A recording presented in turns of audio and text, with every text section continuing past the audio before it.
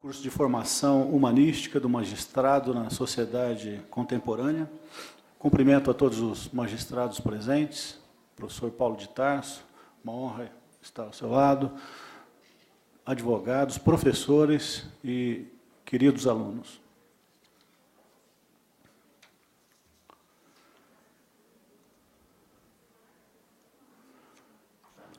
A palestra a ser proferida, então, pelo professor Paulo de Tarso, o papel da ENFAM na formação humanística do magistrado.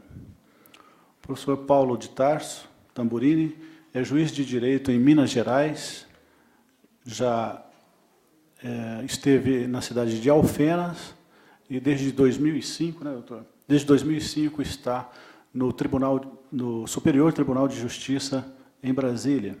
Ele é secretário-geral da Escola Nacional de Formação e Aperfeiçoamento de Magistrados e é juiz auxiliar da presidência do Superior Tribunal de Justiça.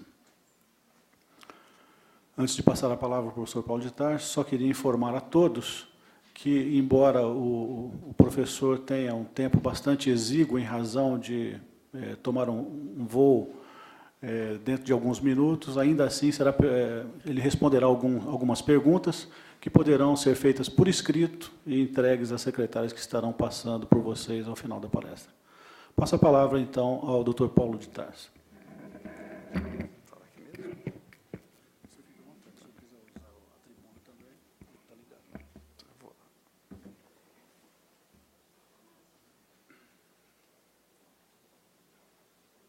Boa tarde a todos. Italiano não consegue falar sentado, então a gente tem que vir para cá para gesticular, né?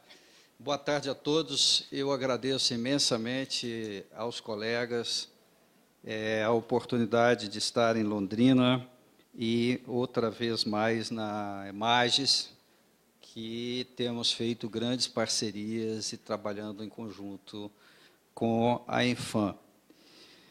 Gostaria de agradecer especialmente a presença dos meus colegas e minhas colegas magistrados, nas pessoas dos quais eu saúdo a todos os presentes.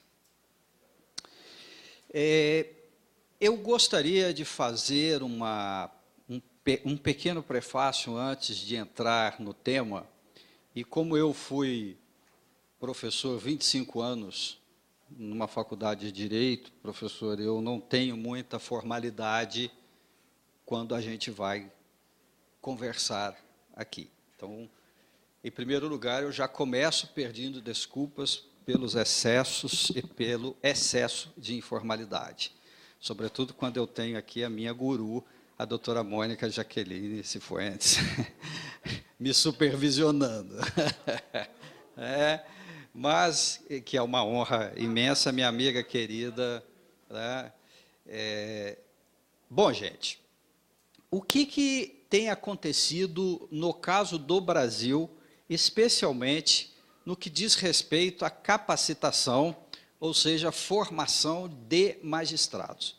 E aí nós temos, eu vou generalizar, magistrados por todos os ramos da justiça que nós temos, mas com o ideal de um magistrado no termo, na acepção do termo, de membro do Poder Judiciário da República. Bom,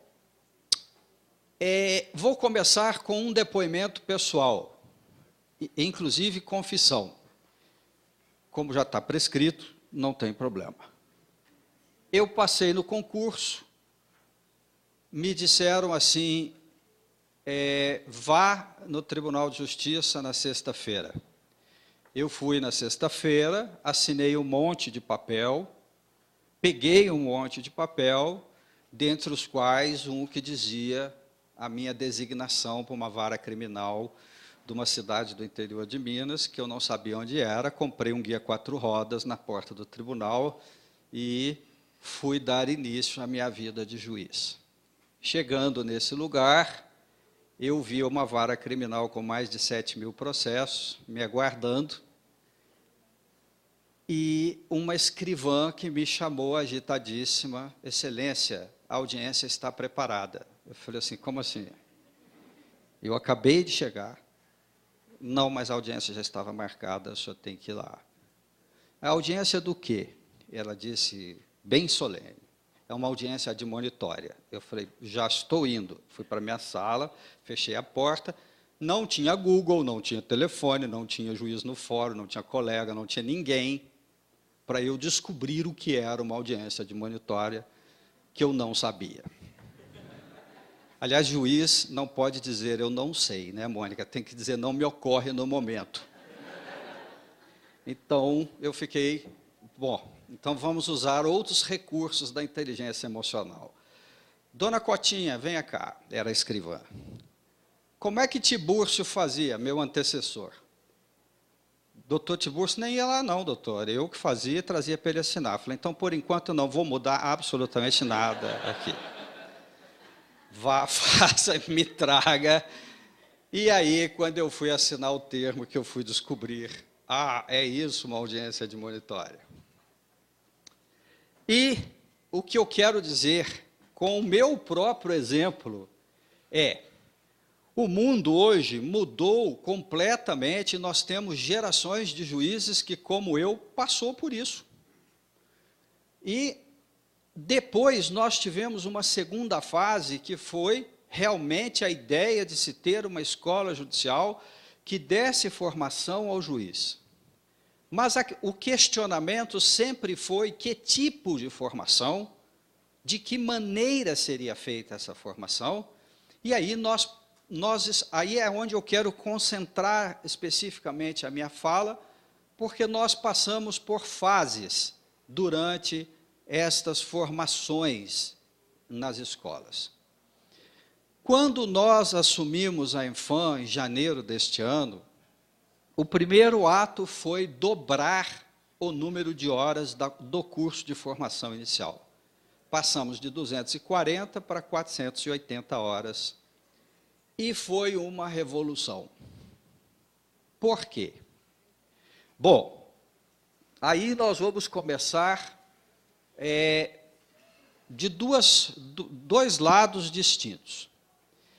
Em primeiro lugar, alguns paradigmas que nós temos que vencer ou enfrentar na situação atual da sociedade brasileira. Porque vem de um passado em que toda a noção de escola, pedagogia, métodos de transmissão de conhecimento, etc., estão um pouco confusos. Eu acredito que eu não vou falar por ninguém, mas por mim, na minha época de formação, desde o curso maternal, e eu sou filho de imigrantes, então estudei em 2 países diferentes, mas exatamente o mesmo modelo. Não se conseguiu, na minha mente, até hoje, se separar registro mnemônico, ou seja, memória, de inteligência, ou de capacidade de processar a informação. Nós somos treinados desde o início a uma repetição e a um exercício de memória. Eu vou pular o ensino dos 3 porquinhos, que eu sei de cor até hoje, e vou chegar na faculdade de Direito.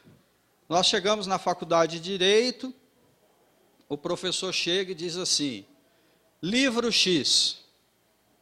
Tem professor de Direito Penal aqui? Eu quero dar um exemplo de que não tenha aqui. Senão eu apanho, né? Aí o professor diz assim, vamos estudar pelo Mirabete. Eu não tenho nada contra, hein, gente? Mesmo porque não sou penalista. Mas, ele diz assim, o livro que eu adoto é o Mirabete. Como se fosse uma entidade que ele incorporasse. E aí, ele dá aquela aula e diz assim, para a prova, capítulo de 1 a 22, páginas de 1 a 155. Aí você chega em casa, abre o livro, teoria do tipo, elementos constitutivos do tipo, e começa a decorar. Chega na hora da prova, você esquece um advérbio, uma palavra, perde o conceito, e diz assim, me deu branco. Não deu branco nada, você não sabe. O seu processo, e ainda por cima, o seu processo de memória está péssimo, porque esqueceu. não podia ser ator. E agora tem os criativos, né, gente, que nós temos as pérolas jurídicas. Aí quando eu me aposentar, quero fazer um bestiário de aluno e de juiz. Porque o cara chega e esquece assim, elemento objetivo do tipo. Ele esqueceu um pedaço da definição do livro. Então, ele diz assim, eu não sei. Na realidade, eu nunca soube, porque se soubesse, se ele tivesse digerido o conceito, ele saberia exteriorizar aquele conceito de alguma maneira. Mas as nossas escolas insistem nisso. Tanto é assim, e me perdoe o raciocínio crítico, eu estou fazendo como hoje, comandando uma escola nacional de formação de magistrados, é que nós temos a enorme maioria das pessoas que passam no concurso de juízes, são poucos os que passam, nós estamos com mais de 1.500 vagas, tivemos um déficit de mais de 120 magistrados que largaram a toga o ano passado, uma nova realidade que merece análise, e esses jovens, nós passamos 5 anos numa faculdade de Direito, nós temos mais faculdades de Direito que toda a União Europeia junto, nos países todos, mais de quase 1 milhão de advogados no país, e 5 anos depois da faculdade, ainda tem que fazer cursinho, que talvez seja a empresa mais rentável que existe hoje. E vejam vocês, vou dar um outro exemplo. Um professor auxiliar, que é juiz, que é convidado para dar aula na Universidade Federal do Paraná, de Minas Gerais, de qualquer lugar, mestre, doutor, ele vai ganhar, porque ele não pode ter tempo integral, nem dedicação exclusiva, ele vai ganhar, vocês sabem quanto esse professor vai ganhar para dar aula de Direito numa faculdade? 800 a 900 reais por mês. E 3 meses desse salário vai para pagar imposto de renda, porque ultrapassa a faixa. E um cursinho paga R$1.000 a hora para o professor. Tem que ter alguma coisa errada. O que é que se ensina num cursinho? Não é direito, é método de passar em concurso. 2 coisas completamente diferentes. E aí nós chegamos e recebemos os novos magistrados que passaram no concurso, e eu estou dando dados concretos para todos, mais de 2/3 deles nunca entraram no fórum para fazer uma audiência. E vão fazer a primeira audiência como juízes, como eu. E aí, nós entramos na parte que eu quero começar. Quando se criou a ideia de formação e capacitação de magistrados, escolas judiciais, as primeiras coisas que nós ouvimos são um raciocínio um pouco ultrapassado, para eu não exagerar no adjetivo, que diz assim, juiz não tem que estar na escola, como também dizem quando o juiz vai fazer mestrado ou doutorado. Juiz tem que estar sentado dando sentenças, como se ele fosse operário que estivesse produzindo carretel em série. A sentença fosse um papel que ele ficasse ali na mala direta. Daqui uns dias, se fosse assim, o computador vai substituir o juiz. E não vai precisar de juiz. Qual foi o colega que falou da área previdenciária? Põe na mala direta, tem a chapa por caso, só tem alguém para separar que tipo de caso que é, e aquilo vai cuspir no papel, e aí eu fico livre dos processos, cumpro metas, sou um juiz produtivo, ainda sou elogiado. Paradigma número 1. Em qualquer lugar do mundo civilizado, que tem visão de futuro, escola e educação é investimento. Aqui é gasto. E o primeiro lugar a se cortar orçamento é de escola. Enquanto nós tínhamos 3.000 profissionais de todas as áreas fazendo cursos de pós-graduação fora do Brasil em universidades estrangeiras, a Coreia do Sul tinha 80 mil coreanos que voltaram para a Coreia, enquanto os nossos, eu não sei por onde andam. Aí eu digo para vocês assim, paradigma número 2, dentro do judiciário, nós temos uma ideia de que eu não posso tirar o juiz da jurisdição para ele fazer curso. Então, as escolas marcam os cursos para os finais de semana. Uma empresa privada que investe na capacitação do seu servidor, ou do seu funcionário, ou do seu executivo, ela vai considerar a capacitação ou aperfeiçoamento dele trabalho. Fim de semana é fim de semana para qualquer pessoa. E nós enfrentamos uma terceira barreira. Os tribunais têm uma enorme dificuldade de liberar os juízes para fazer cursos, seja de que área for, porque aí eu tenho uma mente que duela entre números e estatísticas e a realidade que eu tenho que ter um juiz bem formado em todas as áreas. E entramos num segundo capítulo, a formação do juiz.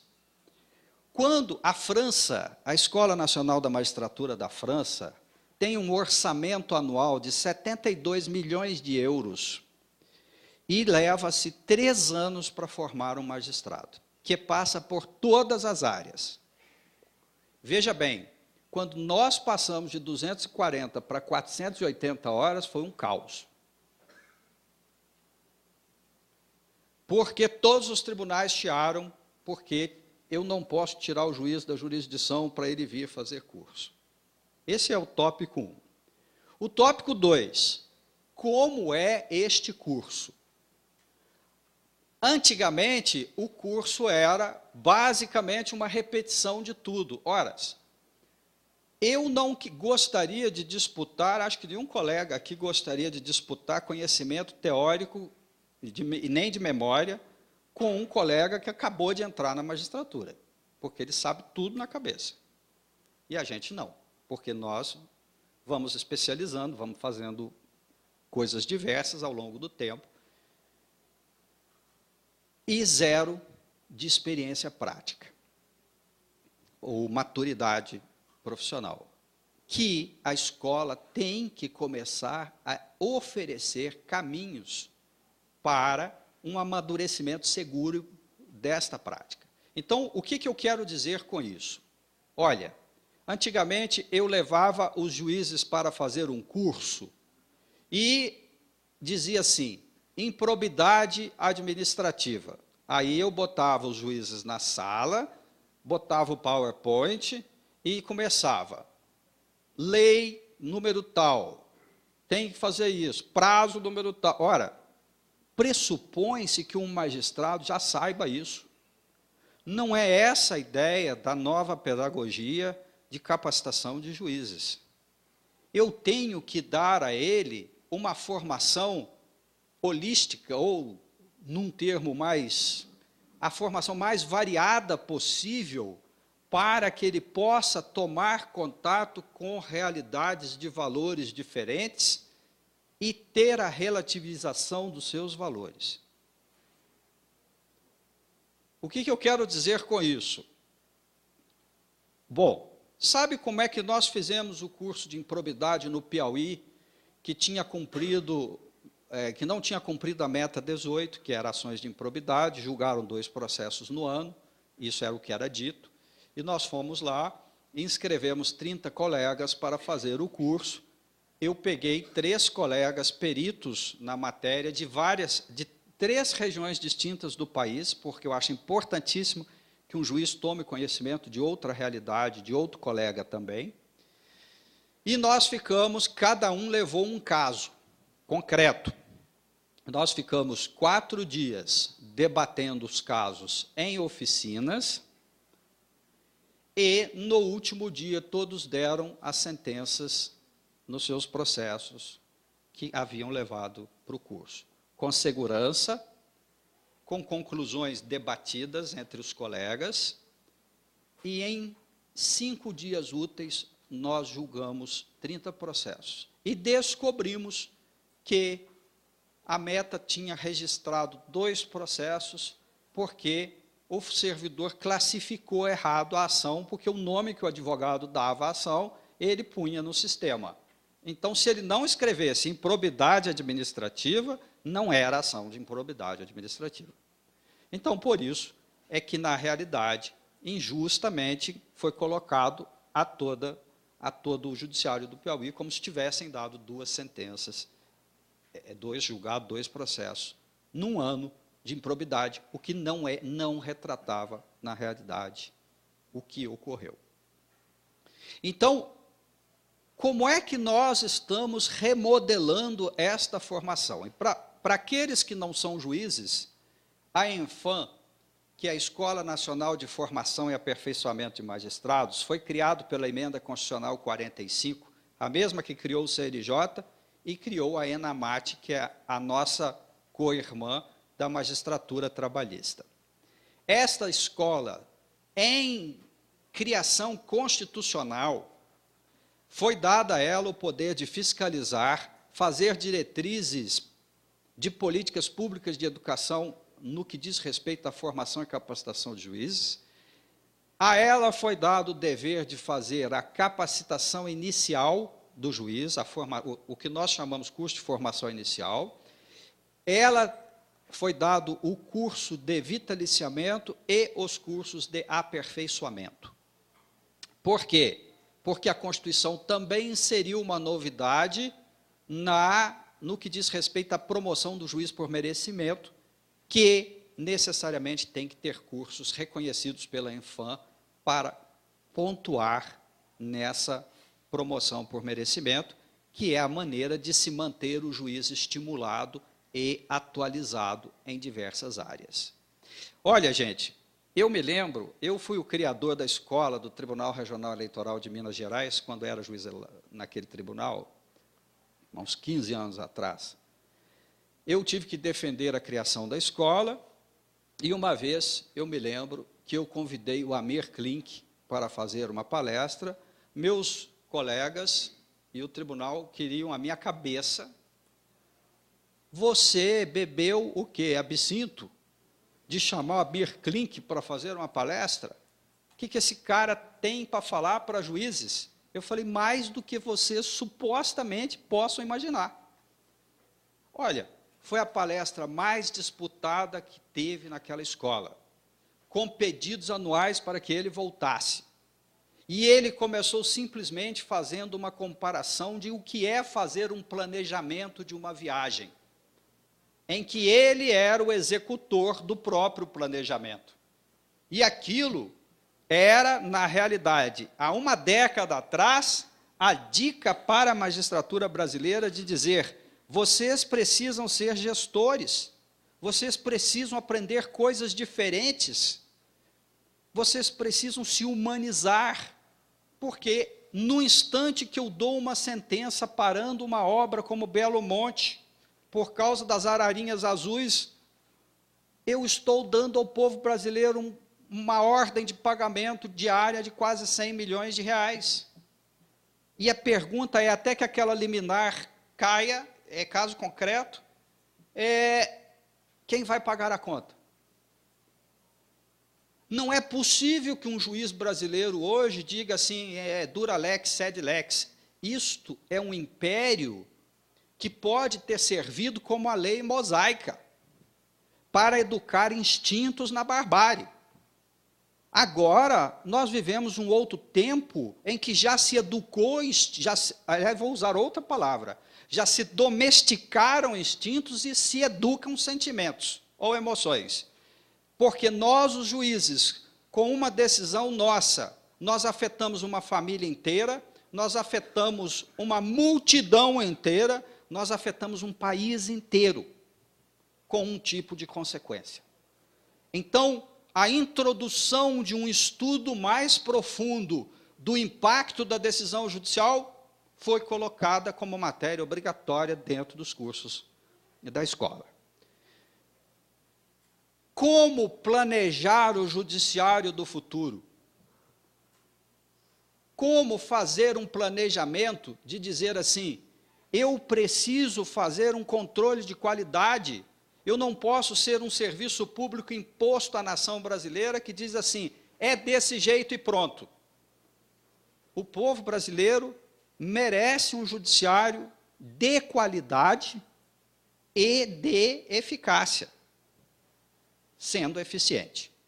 E para isso é imprescindível, dentre uma gama enorme de outras medidas que envolvem o judiciário, que o juiz brasileiro seja bem preparado, que o juiz brasileiro seja bem capacitado, que ao juiz brasileiro seja oferecida oportunidade de variar o seu perfil profissional em diversas áreas. Sabem outra coisa que acontece? Eu sou juiz, diz uma cidade aqui do Paraná, bem longínqua, banida, aquela que ninguém quer ir. Entro na magistratura e vou para Jaguariaíba. O último qualificado, o último classificado. Então, sobrou para mim esse lugar. Eu compro o guia 4 rodas e vou para lá. Isso aqui no Paraná.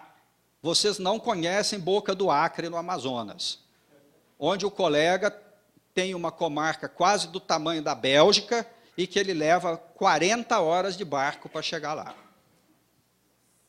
E aí depois o cara vem dizer para mim, doutor Tamburini, precisamos aprimorar o ensino à distância. Precisamos.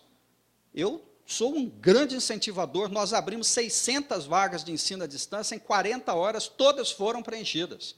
Aí eu estou agora reformulando o método de ensino à distância, porque tinham vídeos de 15 minutos. Como é que o cara, se enfiado em Boca do Acre, vai baixar um vídeo de... Primeiro, ninguém aguenta ver Porta dos Fundos se durar mais que 5 minutos. Hoje, a sociedade está treinada a ver. O que é imprensa hoje é o retrato e a manchete. Ninguém lê a notícia. E depois começam a repetir aquilo que viram. Querem um exemplo? Vou dar um exemplo hoje. Eu vinha no avião, fiz uma escala em São Paulo, liguei o computador, está lá no Facebook, uma inundação assim, pesquisa Ibope, pesquisa Época, pesquisa não sei o quê, já dá não sei quem na frente e tal. Não pode fazer pesquisa até amanhã. De onde surgiu isso? A lei diz isso.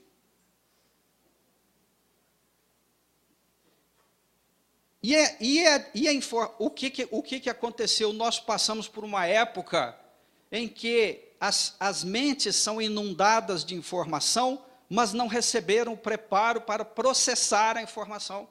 Um juízo crítico para questionar aquela informação. Dizer se ao menos isso é verdade ou não, por quê. Querem um exemplo dentro do direito? Aqui acho que todo mundo é da área do direito.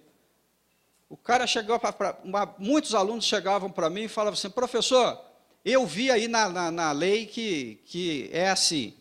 Aí você faz a pergunta fatal, que lei? Ah, está aí no Código de Processo Civil. O Código de Processo Civil é desse tamanho. Está aqui o código, me mostra onde é que está. Não sei. Não me ocorre no momento. Porque ele nunca leu. Falaram para ele está ressonando, ele está repetindo. Eu tive um aluno, que eu vou preservar o nome dele, me respeito às regras constitucionais. Ele era baiano e ele falava assim para mim, por causa do sotaque, viu, gente, que eu estou falando. E era muito engraçado, porque eu dei 3 bombas nele.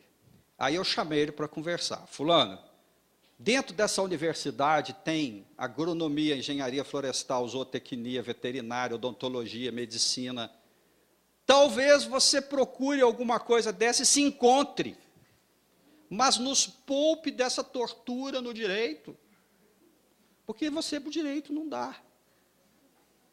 Mas painho quer. Então, tá. Quanto você precisa para passar que eu vou ficar livre de você? Ô, professor, eu e painho sou muito grato ao senhor, preciso de 7. Aí eu dei 7. Vai com Deus, sexta-feira. Segunda, eu chego no fórum, está lá ele me esperando. Professor, errei a conta, eu precisava de 8. Eu falei, então tira tudo que tem matemática também das perspectivas.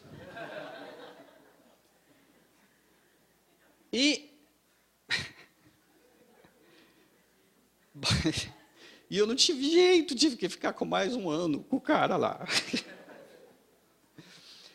Bom, o que eu quero dizer é, esta formação humanística, eu não me restringiria, eu seria muito mais ousado em dizer isso, porque essa cidade longe, eu entro na magistratura e vou encalhado para uma cidade dessa. Qual é a primeira coisa que eu quero? Chegar em Curitiba ou em Londrina, primeiro passando por Londrina, né? Aí abre a vara de execuções penais de Londrina. Eu sou o juiz que eu adoro família, fiz mestrado, fiz doutorado, escrevi livro, estou me dedicando a isso, mas eu quero ir para Londrina, a única vara aberta é a de execução penal, eu me inscrevo, sou o mais antigo, vou. Que juiz eu vou ser nesta vara de execução? Qual o perfil? São questionamentos que nós não podemos deixar de fazer. A informática invadindo o judiciário, tanto no processo eletrônico quanto em tantas outras coisas, ela importa numa consequência de mudança de concepção e mudança de paradigma. Isso não é só no direito, é em tudo. Nós hoje estamos a caminho de ter um servidor no judiciário com um perfil completamente do que tínhamos antes. Eu fui juiz numa cidade do interior de Minas Gerais, numa cidade histórica, e, arrumando o arquivo do fórum, eu achei um processo que era um pedido de clemência de um escravo à princesa regente do Brasil, porque ele tinha sido condenado à morte. E ela negou a clemência e ele foi executado. Eu achei aquilo um processo histórico, mandei para o museu do tribunal. Quando a minha ordem era queimar tudo, né? Mas eu tive a curiosidade de ler uma precatória de Ouro Preto, Vila Rica, para o Rio de Janeiro, para que Sua Alteza Real fosse consultada sobre o pedido de clemência. Gente, sabe o que mudou naquilo até hoje? É que agora é digitado e não tem princesa Isabel. Tem príncipes do judiciário, barões, condes e tal, que eu escrevo lá, a sua excelência, só falta pôr comendador, professor, doutor. Eu sou um crítico feroz de quem se esconde atrás de títulos e de erudição. Me perdoem, mas eu tenho que ser sincero. Eu acho que quem faz isso está exteriorizando, com exceções, uma grande insegurança. Eu posso fazer uma sentença em 9 idiomas, para ninguém entender qual vai ser o sentido disso. Eu não estou escrevendo um livro, eu estou decidindo um conflito social. Então eu tenho, como aquela história do Rui Barbosa, né, que o réu pergunta, escuta, eu ganhei ou perdi? De tanto considerando e coisa que tinha naquilo lá, ele não sabia se tinha, como é que tinha sido o resultado da decisão. Ou o juiz que chega e enche uma sentença com citações doutrinárias e jurisprudenciais. Olha, eu acredito que nós temos que fazer uma reflexão profunda no processo de formação do juiz sobre isso. Ele saber que um tribunal decidiu a questão e com que fundamentos ele decidiu a questão é fundamental para o juiz. Mas ele se socorrer em decisões já repetitivas apenas para justificar a dele é outra coisa completamente diferente. E acredito que temos que ser objetivos, simples, diretos e rápidos. Rápidos no sentido de dizer assim, o judiciário tem que oferecer. Quem lê o jornal hoje, Folha de São Paulo? Na Folha de São Paulo tem uma notícia hoje que o Supremo decidiu ontem, eu não assisti a sessão, estou dizendo o que eu li no jornal. O Supremo decidiu ontem uma questão de divisa de fronteira entre os estados da Bahia, Tocantins, Goiás e não sei o quê. Tem 28 anos a questão. Ainda bem que é só questão de dizer se ele é goiano, baiano. Os revoltados vão ficar inconformados, né? Vão mudar de rua. Mas o que eu quero dizer é o seguinte: a escola de capacitação do juiz, ela tem que oferecer a ele, quando ele ingressa na magistratura, uma solidez de estrutura de formação e uma variedade de valores para que ele possa compreender a causa que lhe está sendo submetida. Eu, no interior de Minas, fui julgar um caso uma vez que o promotor, que era carioca de Niterói, não conseguia conceber que o cidadão chegou, o burro que puxava a charrete dele, empacou, ele pegou o chicote, foi lá bater no burro, ainda veio um sargento, que era paulista, no interior de Minas, sem farda, e falou para ele: por que você está batendo no bicho? E ele sapecou a denúncia de crueldade contra animais e desacato contra o sargento. Eu absolvi o cidadão, dizendo que ele não tinha obrigação de saber, primeiro, que o cara era sargento, e, segundo, não houve o elemento subjetivo do tipo, porque a visão que ele tem de um animal no interior de Minas Gerais é de um companheiro que ajuda ele a trabalhar. Só que a maneira de fazer o animal desempacar, que ele aprendeu histórica e tradicionalmente na educação dele, era aquela. Como é que eu vou consultar a comunidade e dizer qual é o juízo de reprovação ou reprovabilidade social deste ato? Qual é o juízo de reprovabilidade social de eu prender um menino de 19 anos que está caçando azulão no interior, numa fazenda, porque todo mundo, antes dele, sempre fez isso. E é inafiançável. Eu acredito que também nós, os juízes, devemos começar a fazer uma profunda reflexão de tudo aquilo que ingressa no Congresso Nacional e que vai se tornar lei para que nós venhamos a aplicar, e não conseguimos, durante esse processo legislativo, fazer uma análise profunda e reflexiva de quais serão os impactos que aquela ideia, que ainda é projeto de lei, se transformada em lei, terá sobre o judiciário e sobre as ações do judiciário. E dar esse novo perfil ao juiz, primeiro, de tirar da cabeça do juiz que ele é uma autoridade diferenciada das outras. Ele é um servidor público e, como tal, tem o dever de prestar à sociedade o seu trabalho para o qual ele ingressou no serviço público.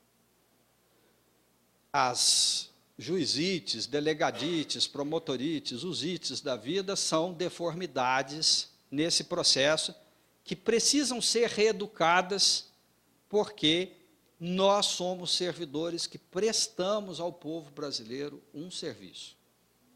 E temos que descobrir a melhor maneira de prestar esse serviço, inclusive desjudicializando tudo aquilo que for possível desjudicializar.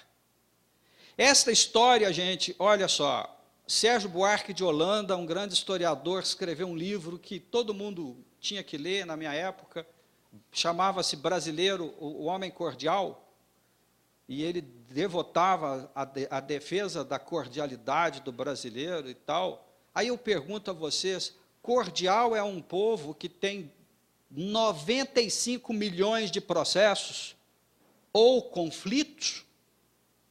Onde é que está essa cordialidade, ou de que maneira ela está se expressando, que nós estamos perdendo a capacidade de gerenciar conflitos.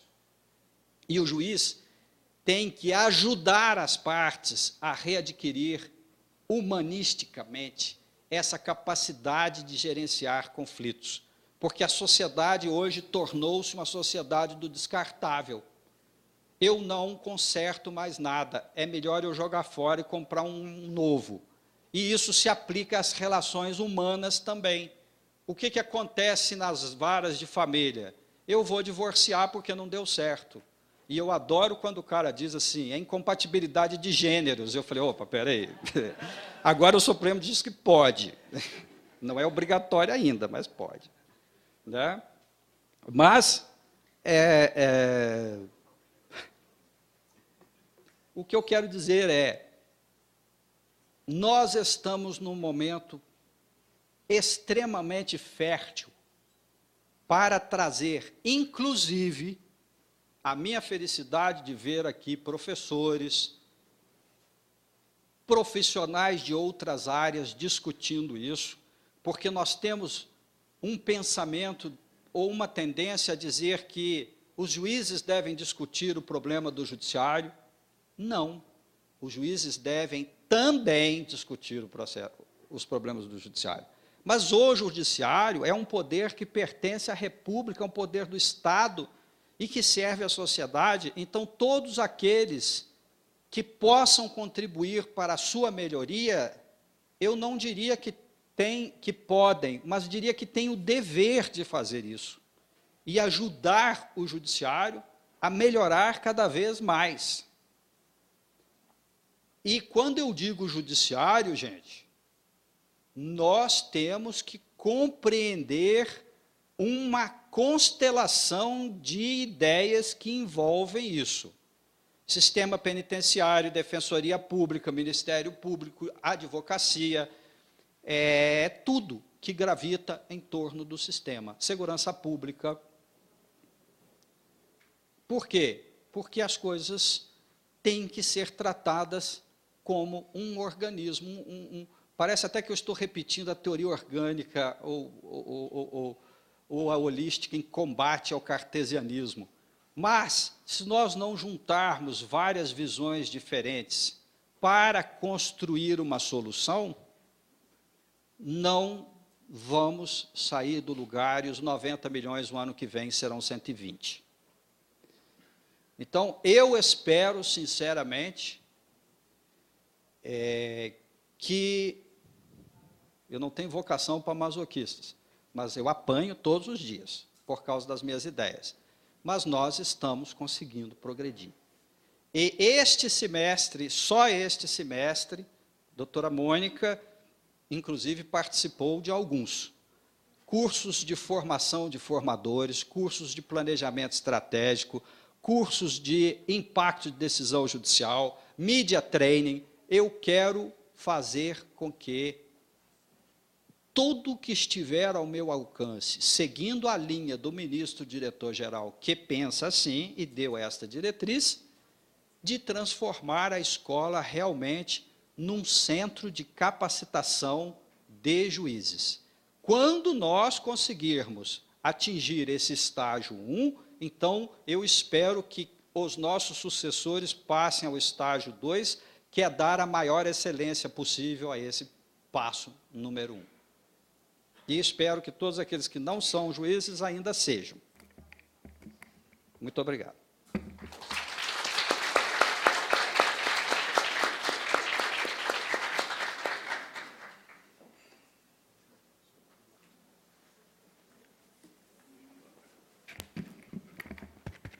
Pode mandar eles levantar e perguntar informalmente.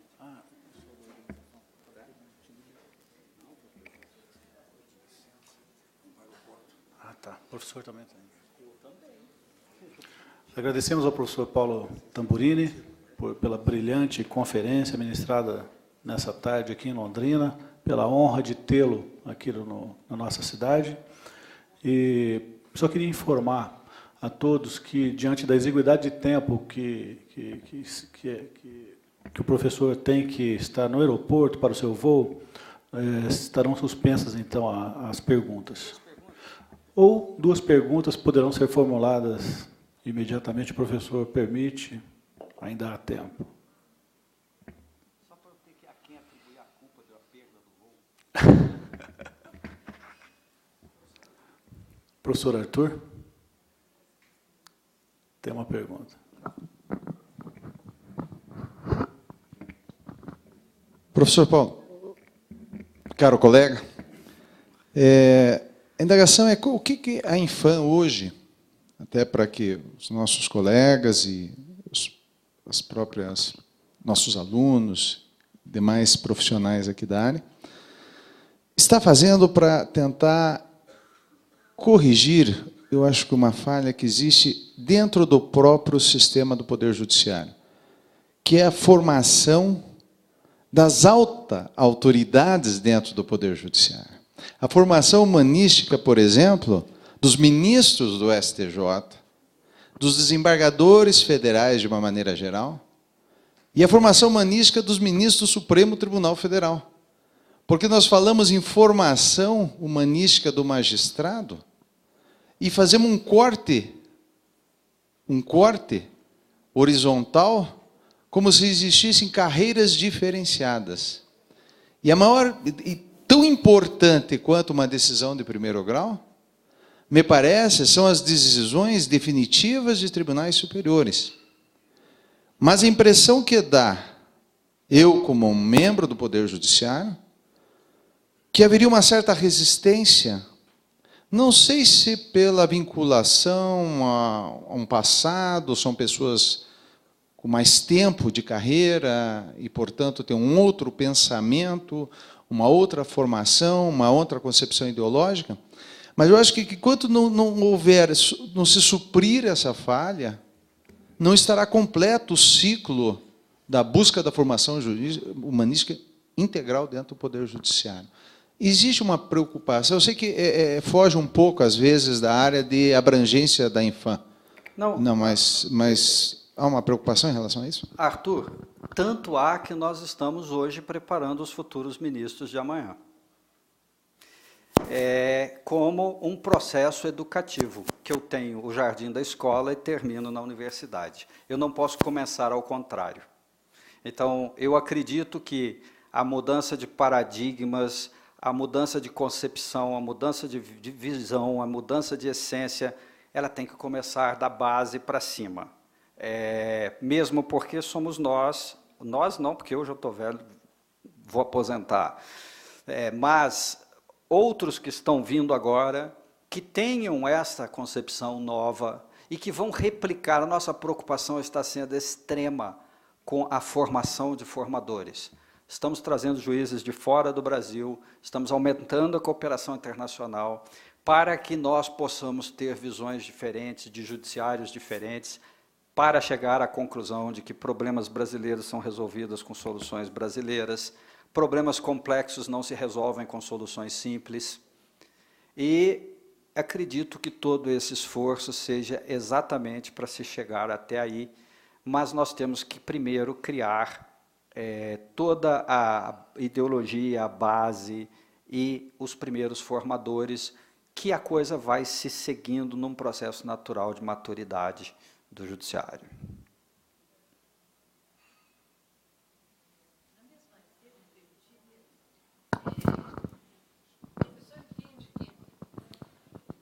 Essa questão, desculpe, mas pega muito de perto uma situação que vivemos, né? Que vivo no Tribunal de Justiça do Paraná, né? Esta espera, este preparo, tal qual Vossa Excelência está se dirigindo, exigirá uma geração. Ocorre que os problemas estão aí, esta visão de utilidade média e longo prazo, que, na primeira instância, está sendo direcionada de uma forma, e, na segunda instância, se choca com conceitos mais conservadores, mais clássicos, e aí barra. Então, há um conflito, nós temos decisões muito diferentes, né? E pensamentos muito diferentes. Então, eu lhe pergunto, num tribunal em que um órgão especial, que é quem delibera a saída de um juiz, etc., etc., tem a tendência de cerrar as portas para esta atualização, a minha pergunta é se a escola, dentro do seu âmbito de, não de competência, que sei a competência, mas um âmbito de política, não pode alcançar esta mentalidade, mudar esses paradigmas que estão a nortear, evitando que muitos juízes tenham esse acesso, porque senão nós vamos esperar muito tempo, e hoje até se falou muito em velocidade, tudo urge, não é? E lhe contar do momento que estamos passando na corregedoria, fazendo uma proposta aos juízes, quando pedem, ou quando requerem, inscrevem-se para as varas de demandas sociais, que perquiram mesmo sobre as suas reais condições, que envolvem sua vida pessoal, etc. Nós tivemos uma maciça oposição por parte do nosso órgão associativo, pedindo o sobrestamento desta resolução. Então, nós temos, de um lado, a cúpula conservadora para uma parte, e, de outro lado, também os juízes na ânsia de seguir a carreira, deixar de ver o objetivo e o seu talento, porque todos nós temos talentos, né? Então, eu peço desculpas trazer isso, mas tocou em 2 pontos que estão assim extremamente sensíveis hoje aqui no Estado. Olha, não é no Estado, é no país inteiro.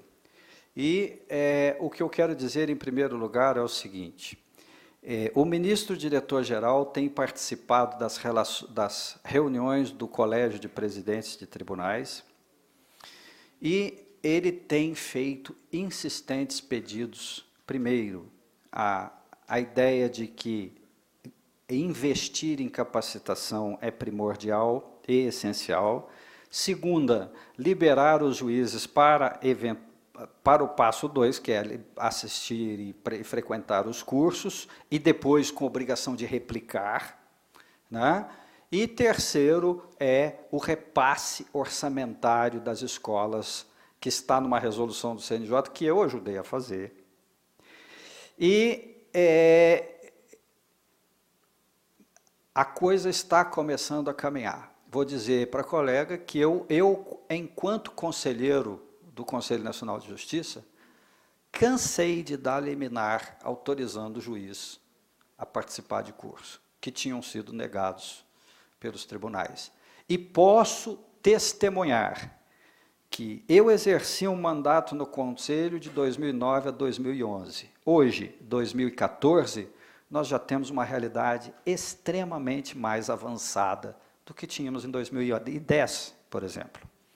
Então, eu acredito que essas coisas não podem ser revolucionárias. Elas têm, tudo que é revolucionário corre o risco de ruptura e trauma, mas de um amadurecimento institucional, porque o que nós precisamos não é contrariar esta força antagônica, mas fazê-la entender racionalmente o que é o processo e por que ela deve ser uma força participativa do processo.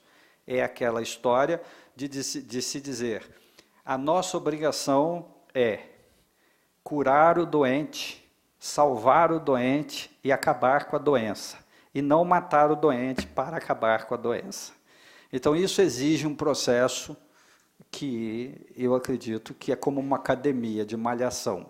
Todo dia um pouco, e a musculatura vai se fortalecendo, as ideias vão se fortalecendo. Vou dar um exemplo aqui muito simples. O meu tribunal é um tribunal de 200 anos, imagina, com 140 desembargadores. Este ano, simplesmente, por 2/3 dos membros, eles admitiram romper a tradição e elegeram como presidente o desembargador mais novo do tribunal, onde todos votaram e todos podiam ser votados. Eu garanto que daqui a uns tempos nós, os juízes, vamos eleger os presidentes dos tribunais. Mas não é querer dizer assim, vamos fazer isso agora, aquela coisa de... A nossa fase estudantil já passou de querer tudo na hora. no nosso modo, do nosso jeito, mas, como um processo social, desenvolver as coisas com uma suavidade tal que participe, que seja inerente a um processo de amadurecimento. Como o nosso próprio, como ser humano. Muitas vezes nós temos uma ideia, quantas vezes a gente às vezes para pensar como nós éramos contrário a um determinado assunto há 10 anos atrás e hoje já não pensamos mais assim. Então eu tenho muita esperança nessa capacidade de aprendizado do ser humano. Agora eu tenho que ir. Encerrando, então, só como professor de teoria geral do processo, só queria fazer uma consideração para os meus alunos, que antes que eu tenha a possibilidade de ter acesso ao Google, não me perguntem o que é audiência admonitória, por favor. Não me ocorre no momento. Não me ocorre nesse momento. Mas, antes de concluir, professor Paulo Tarso, queria externar uma sensação, como um professor de Direito, então, enquanto sociedade, externar para o senhor que, vendo a tua história, né, o que o senhor contou, a tua experiência como magistrado, que adentrou no primeiro dia e tinha uma audiência, enfim, uma audiência deveria requerer, no mínimo, um bom tempo para o conhecimento desses autos. E hoje, ainda na sua geração, quer dizer, é um espaço de tempo bastante curto. O Poder Judiciário, então, ele já mudou, né? Ele aplicou uma mudança considerável, pelo menos para nós, para a nossa visão da sociedade, e enquanto operadores do direito também, de uma nova visão, uma nova concepção de preparação do juiz, e particularmente, né, não somente aquela preparação dogmática, mas uma preparação muito mais profunda que requer, obviamente, muito mais tempo, né? Uma conscientização. É quase que uma religião, até não serão todos que vão se converter, eu acredito. Eu acredito que nem todos vão se converter. O professor Arthur, a gente o vê discutindo isso desde a época do mestrado, essa preocupação muito profunda não somente em aplicar a norma, ele sempre se inquietou com isso. Então, a gente está de perto dos membros do Poder Judiciário, dos magistrados, vendo, então, essa preocupação com o indivíduo, com o ser humano que se encontra atrás do processo. A gente fica bastante feliz com isso, professor. Encerramos, então, esta conferência, e com a presença já entre nós do professor Sérgio Arenhardt, convido o professor Arthur, então, para presidir a próxima conferência. Muito obrigado.